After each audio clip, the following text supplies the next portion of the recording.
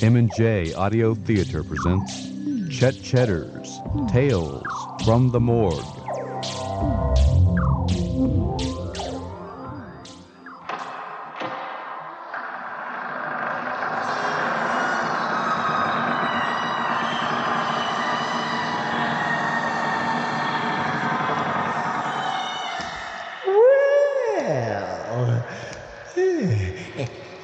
Come in, my friend.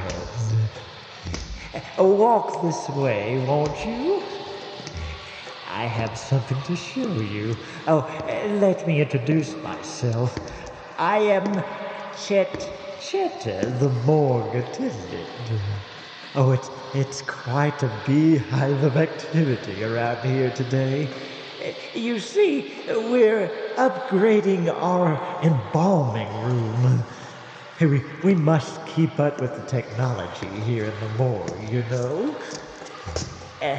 This is called the Smooth Mover. It provides a friction-free surface to transport a cadaver from one area to another. Oh, silly me, you wanted to hear a story, didn't you? Well, I have a humdinger for you today. It begins at midnight in the peaceful village of Biloxi. Everyone is fast asleep. No one sees the small rectangular object that streaks through the night sky and lands near the bank of Miller's Pond.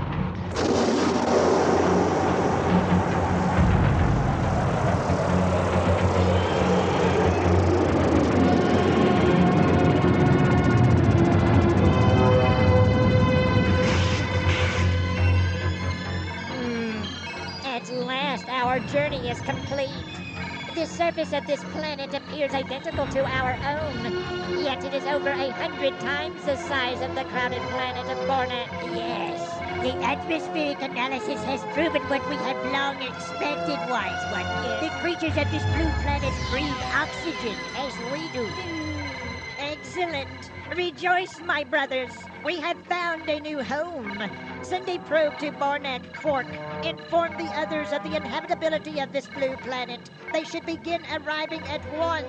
Yes, wise one. I detect no humans in this area, Master. Shall we exit this vessel?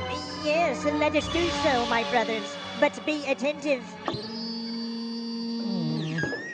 Apparently, we have arrived near a water reservoir of some sort. It is remarkable how similar... Wise one, look! It is one of our own kind. It is a Barnakian. Impossible, Quark. The others will not arrive until the sun sets twice. Yet it does appear to be a Barnakian. It possesses the same features that we do. The fur covering his body, the flat tail, the sharp teeth. It is eating the outer surface of that tree. The tree is about to fall. This is most peculiar. Attention, Barnakian. When did you arrive? Identify yourself. Wise one, I have identified the creature with the analyzer. It is not Barnakian. It originates from this planet. It is known by the name of Beaver. Beaver? It cannot speak. It has a very low intelligence.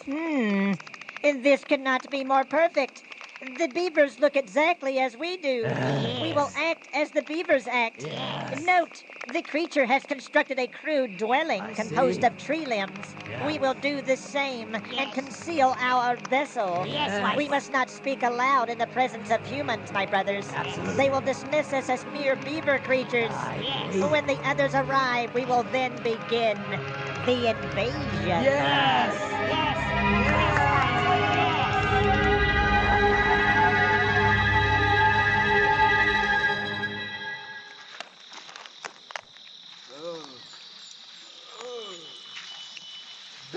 Blame beavers. I'm telling you, Rex, if I never set eyes on another one of them tree-chewing, flea-bitten beaver critters, it'll be right nigh too soon. Well, there's their dam right there. Oh. Here, hand me the dynamite.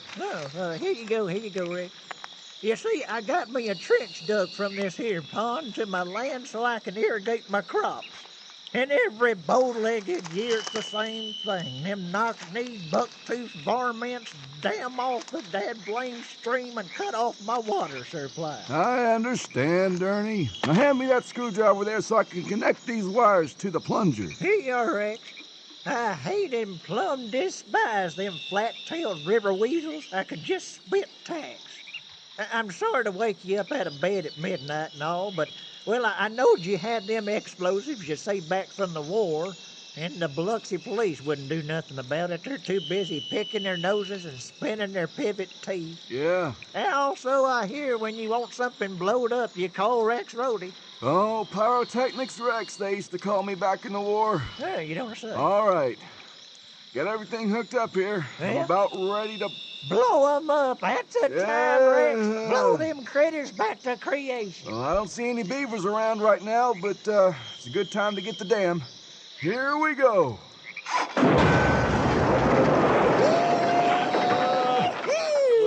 You blow them sticks sky high, Rex. That's the time. Look at Boy, I there. tell you, Look, huh? it's a metal object of some sort. What the heck's that? Yeah, it looks about 10 feet in diameter. It was Yeah. underneath that dam. Yeah, it's a big metal box crate-looking thing. Say, Rex, why don't I go down and get my winch and pull that bugger out of the pond? We can take her down to the Bugger Boys scrap yard, and they're liable to get us 25 or 30 bucks for that thing. Oh, don't be such a backwoods hick, Ernie. We gotta tell the sheriff about this right now. Sheriff? Oh, Dad blame it. All right, Rex. But if the Gazette writes a story about it, remember, we get full credit.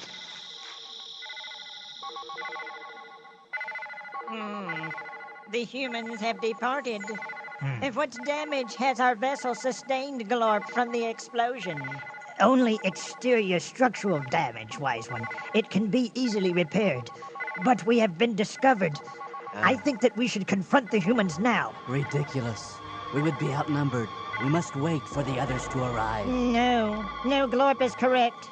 They have discovered our vessel. They will return. We must seek out the leader of this village and inform him of our invasion. Prepare your weapons for lethal attack, my brothers. We will enter the village now.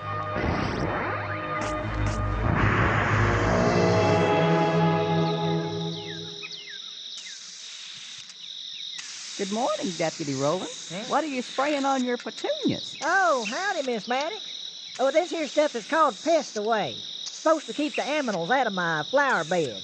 It smells good to humans, but once a critter steps up to it, it stinks to high heaven. Oh. What brings you out this way? Well, I made a batch of molasses cookies for the church social, and I have some left over, and I thought you and the sheriff might know what to do with them. Molasses cookies? Golly bum, yes, ma'am, bless your heart. Yeah, we'll find a good place to put them, in her guts. Oh. So, how's your bursitis acting up, Miss Maddox? Well, it's pretty painful, actually. I got it in my right arm, and it just hurts like a dickens all night long, and I stay up. I'm telling you, I stay up until almost 4 in the morning. Bless your heart. The tall human has a weapon at his side. This is a symbol of authority.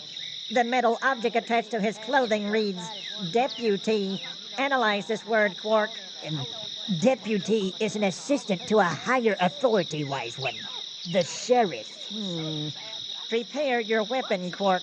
You will approach the deputy. Command him to take us to the sheriff. By your command, Wise One. Deputy, look right behind you. Dadgum a beaver. What's one of them critters doing up here so far from Miller's Pond? I wouldn't know there. I'll tell you one thing, I sure don't want something like that around my pecan trees. I'll give him a dose of this here Pest Away. Take that, you mangy varmint. Yeah, that got him going. Sure did. He's scampering right off.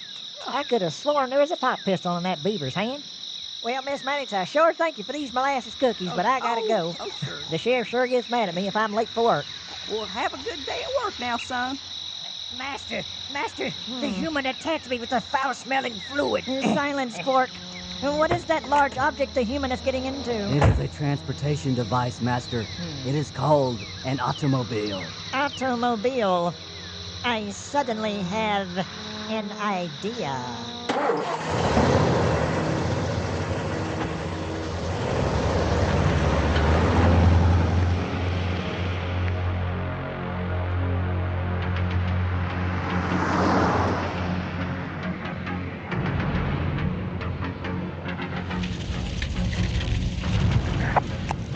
Breaker 9, this is Deputy Roland calling Sheriff McElroy. There's no need to break out the bloodhound, Sheriff. I'm on the way. Well, you're already 30 seconds late, Roland. Suppose somebody held up a liquor store while you was gone, and you got the only damn lane squad car. What? Now that seems unlikely, Sheriff, since this is a dry county and all. Well, guess what? Miss Maddox makes up a whole big batch of molasses cookies, and boy, do they go down good. I saved you back a couple, though. Well, now, I guess I'll... Huh? Oh, what's that in my rearview mirror? I can't believe it. In my back seat, them are beavers. Continue on your present course, human, or I will melt your brain with a proton laser beam. Glory be to gracious. Talking beavers. No, we are a highly advanced race of superior beings that merely resemble beavers. Say, Roland, you ain't signed off yet or something up? Inform your leader, the sheriff, that nothing is amiss. Then you will take us to him. Yes, sir, yes, sir. Now, you just keep a live finger on that there ray gun. Everything is hunky-dory, Sheriff. I'll be back at the station in 2 minutes. I was just choking on a cookie crumb. I'll be coming with some company, too.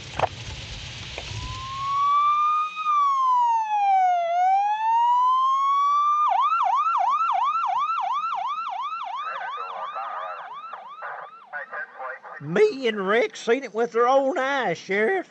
Some sort of rectangular metal what's it just sitting just as pretty as you please underneath that beaver dam. Yeah, I'm surprised that dynamite didn't blow it up. Uh-huh. Okay, boys. Well, quick as Roland gets here, we'll ride down there to Miller's Pond and check it out, all right? But I wish you'd... I'm here, Sheriff. Roland? I'm sorry I'm late. Roland, what you got your hands up in the air for? Well, Are you addled? No, sir. You know better than bring those mangy river rats in here. You had better keep a civil tongue, Sheriff. We are normally a peaceful race, but do not provoke me. Listen to that. Now, Roland, I ain't got no time for pranks. Now, Sheriff, how in the world can I fake a talking beaver? We are not beavers. I am the wise one of the planet Barnak. We have come many light years to seek a planetary system similar to our own. Now we have found it. You see, our planet is quite small by comparison. We reproduce quickly and live thousands of years. Overpopulation has forced us to find a new home. And you picked Biloxi? Yes. Soon the remaining Barnakians will arrive in this village. You must then surrender your homes to us. It will be necessary for you to find new living quarters elsewhere. I've just heard plumb enough. Ain't no space beaver gonna tell me to run out of Biloxi. I am afraid you have no choice, human. Resistance will be met with deadly force if necessary. Dad, blame it, I'm gonna put the stop to this, Sheriff. Wise one, the deputy is taking out his weapon. Foolish human, now you will die. No, don't shoot it, Roland. Dad, blame it. Whoa. Now you will see the power of a Barnakian. Dad, go. Whoa. That kind of tickles. What? That tickles, Sheriff. This is It impossible. feels kind of tingly all over. It kind of feels good. This is impossible. I do not understand. The beam did not harm the human. It must be the human's genetic structure, wise one. The beam is not powerful enough to penetrate. Well, now, that's just a crying shame, ain't it, boys? Why don't you give me those pop pistols and step into this cage here? Dadgum, are we gonna incarcerate these beavers, Sheriff? Well, now, they tried to kill an officer of the law, didn't they, Deputy? These boys can consider themselves under arrest, pending further investigation. You fools. You do not know what you are doing. The others will arrive soon, and then you will sorely regret what you are doing. I don't talk to beavers. All right, Ernie, get your winch and go down there and pull that metal object out of Miller's Pond. Okay. I bound you that's their spaceship, and it's confiscated. All right, Sheriff, I'll be glad to. I want to get out from under the stench of these ugly critters anyhow.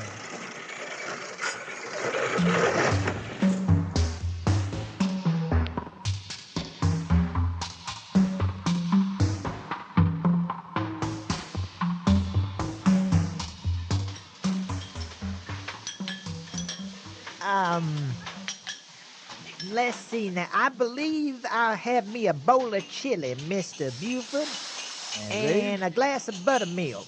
You better bring the buttermilk out first, 'cause I need to coat my stomach. I got this irritable bowel, you know. Well, all right, Mr. Conroy. I'll be right out with it. Howdy there, Sheriff McElroy. Howdy, Mr. Buford. Just seltzer water for me. I got a sour stomach today. Well, I'm sorry to hear that. Well, Sheriff McElroy, howdy do? I didn't see you standing there. Howdy, Conroy. Well, now, I sure feel a mite safer having you close by, yeah. Uh-huh. I believe I'd fall into a dead faint if one of them killer beavers was to waltz in here, yeah. Sheriff, did you have to choke hold them to get them into that cell? All right, Conroy. Don't believe everything you read in the Gazette. They ain't beavers. They're from another planet. Of course, I don't expect some sponge-headed grease monkey like you to understand it. So why don't you not rile me before I throw you in there with them? All right, I got one milk and one seltzer. Here you are, gentlemen. Thank you, Mr. Buford. Sheriff! Rex. What's the matter, Rex? I gotta talk to you. Okay. It's an invasion. Huh?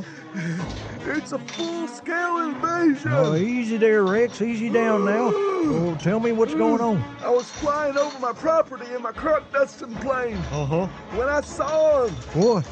Spaceships, hundreds of them. Lord. Just like the one me and Ernie found. Oh, They're Lord. coming down from the sky. Oh, that head alien said more was coming. Can you say hundreds? Oh, I was wrong. No, it was thousands. Look outside! Out of the window! Look! They're coming! Okay. All right, everyone, calm down now. Calm down. Here, I got this all under control. What's going on? Mr. Buford, you make sure everyone stays here, okay? Okay, Mr. You lock the place up. Okay. Rex, come with me. We're going to the station. Everybody, don't panic. Please don't panic. Well, come down, everybody. Well, come down now. The sheriff has said it all under control.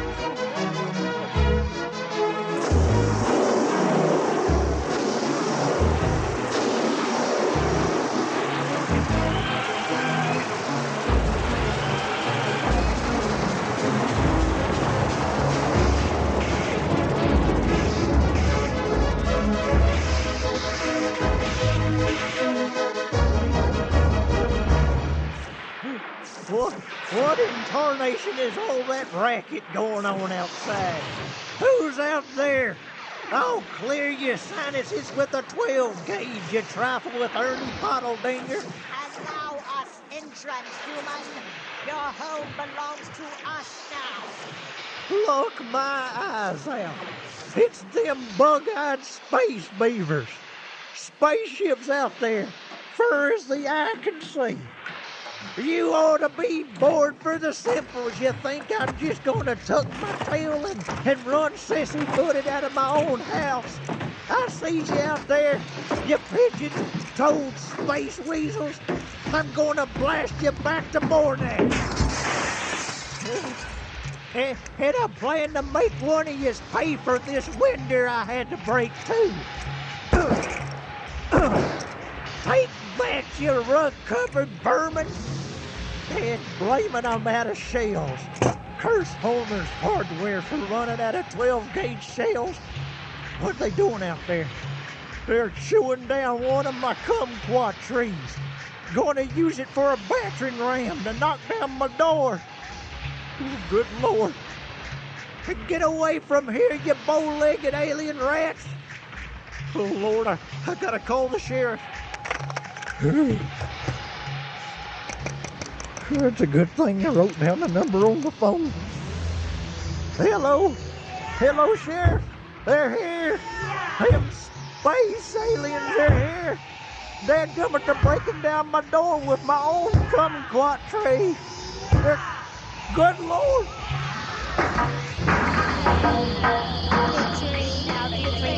This home belongs to us in the name of Barnak. Hello. Hello, Ernie. Ernie, you still there? Dadgummit, they got cut off. Sheriff, them beavers are trying to chew through the door. Huh? I told you last year we should have got us a metal door, but no. Oh, yeah, well, hindsight's 20/20, Roland. Now, calm down. Now, get resourceful, boy.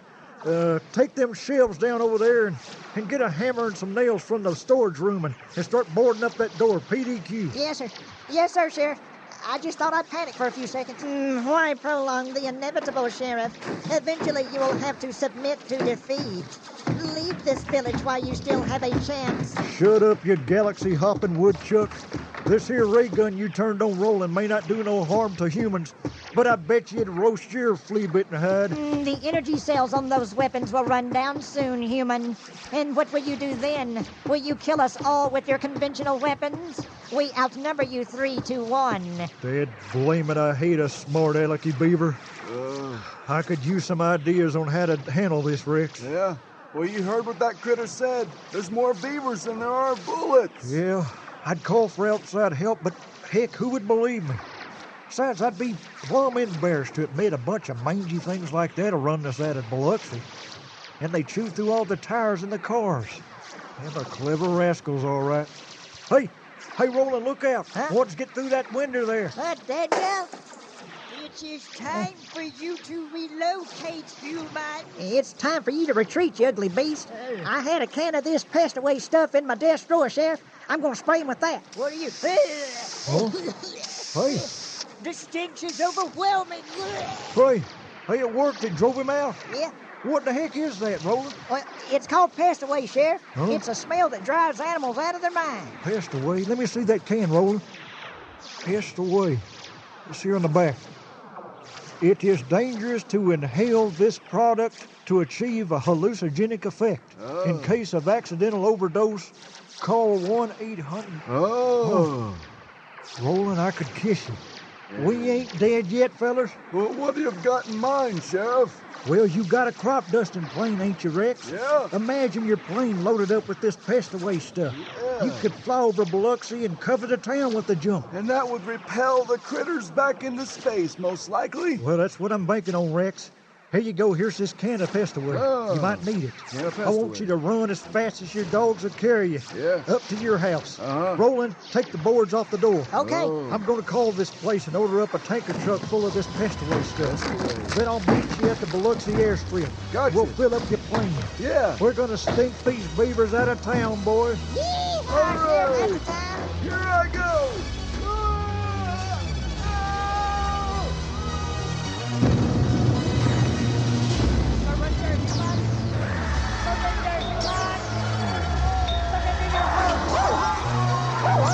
Your homes belong to us now. The village is yours. Submit, mortal. Submit. Somebody help me! Somebody help me! I'm covered in beavers. They're all over my body. They're chewing my ears. They're biting me. Help! Submit to defeat, mortal. Submit to defeat. The plan is working perfectly. We are driving the humans away. Driving them away. We must now free the wise one from imprisonment. We need the wise one's leadership. Look, Gorp, up in the sky. It's a flying machine. A flying machine? A human is flying the machine. What is the meaning of this? This is Rex Rorty, the Sheriff McElroy. I'm flying over the town right now, and I don't like what I see. Those alien beavers are terrorizing the citizens. I'm gonna dump this pest-away stuff right now. The flying machine is going to fly over our heads.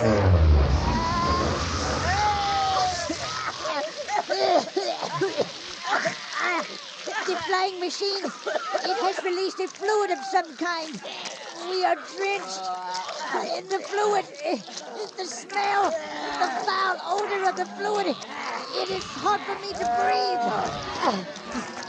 We must retreat to our vessels, my brothers. The humans are far too hostile. We must flee from this planet at once.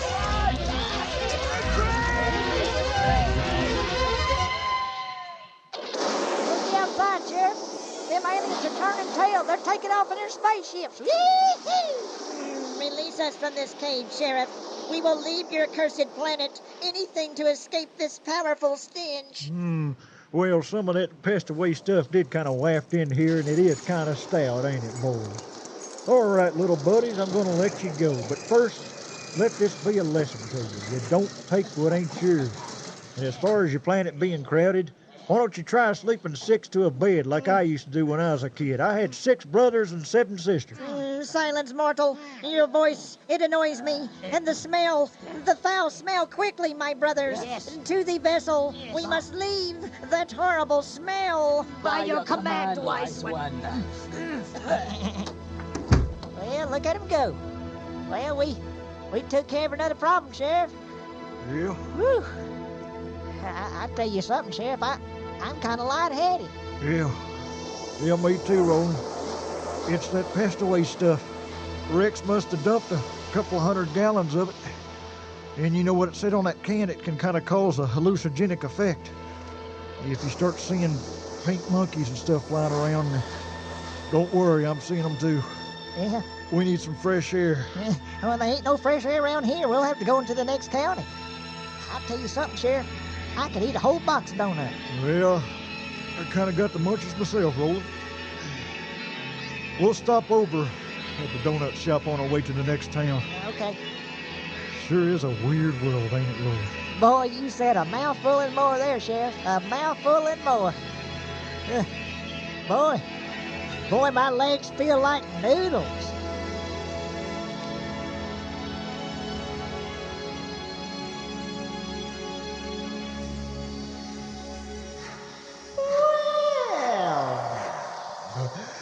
We've reached the end of another story, haven't we? Yes. A little footnote to our tale for today. The smell of pest-away eventually drifted away from Biloxi, and when it did, the citizens found that they had gained over 100 pounds each.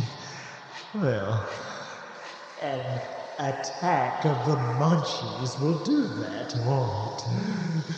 Delivery for Chet Chetter. Oh, a delivery. That must be the new body bags. Oh, you have to go, do you? Oh, well, I'm sorry. But I'm sure we'll meet again for another story. I hope to see you soon. Until next time, pleasant dreams.